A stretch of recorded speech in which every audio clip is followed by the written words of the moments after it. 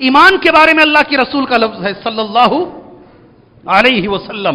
شیخ البانی نے صحیح کہا اس حدیث کو، جیسے میں نے تمہارے سامنے کہا. عبداللہ بن عمر رضی اللہ عنہما، عمر نہیں، عبداللہ بن عمر رضی اللہ عنہما اس کے راوی ہیں. قال رسول اللہ صلی اللہ علیہ وسلم، اللہ کے رسول نے فرمایا صلی اللہ علیہ وسلم، ان الایمان لا یخلق کما یخلق الثوب. غور سے سنو، اس حدیث کو ذہن میں بٹھاؤ.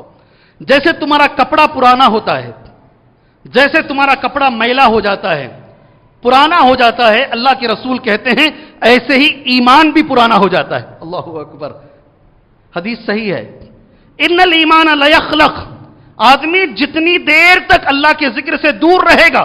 کئی ہمارے بھائی کہتے ہیں نمازوں سے دور رہتے رہتے، جمعہ سے دور رہتے رہتے، ابھی جمعہ آتی بھی ہے تو وہ اہمیت ذہن میں نہیں آتی جو پہلے تھی.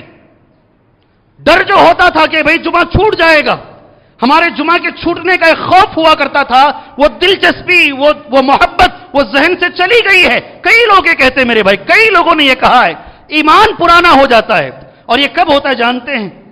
کب ہمارا دل ذرا سخت ہو جاتا ہے، ہمارے اوپر اللہ کی باتیں اثر نہیں کرتی، ہمارے اوپر قرآن کی آیتیں اثر نہیں کرتی، ہمارے اوپر ایمان کی باتیں. کب یہ ہوتا ہے؟ لمبی مدت تک اگر ہم اللہ کے ذکر سے، جمعہ کے خطبوں سے، صبح اور شام کے درسوں سے اگر ہم دور رہتے ہیں، بری صحبت میں رہتے ہیں، تو پھر ہمارا دل سخت ہو جاتا ہے، ہمارا ایمان پرانا ہو جاتا ہے، ہمارا ایمان پرانا ہو جاتا. وقت ہے، اللہ کے رسول نے فرمایا صلی اللہ علیہ وسلم، اللہ سے دعا کرو کہ اللہ تبارک و تعالی ہمارے ایمان کو تازہ کرے. کس کو تازہ کرے؟ کھانے تو تمہیں تازے کھانے کی عادت ہے ہی جی، باسی کھانا تم پسند نہیں کرتے ہو. یہاں قرآن حدیث میں نبی فرماتے ہیں ایمان باسی ہو جاتا ہے، ایمان پرانا ہو جاتا. اللہ سے پہلی فرصت میں دعا کرو اے اللہ تبارک و تعالی ہمارے ایمان کی حفاظت فرمائے، ہمارے ایمان کی حفاظت فرمائے. چھوٹی بات نہیں کہہ رہا ہوں، بڑی بات کہہ رہا ہوں. آپ خود جائزہ لیں، بیٹھ کر آپ خود جائزہ لیں کیا یہ صحیح ہے یا غلط ہے. آپ خود جائزہ لیں اور یہ بھی آپ ذہن میں رکھیں انشاءاللہ تعالی ایمان بڑھتا بھی ہے اور ایمان گھٹتا بھی ہے. زیادہ بھی ہوتا ہے، ایمان کم بھی ہوتا ہے. ایمان زیادہ کب ہوتا ہے؟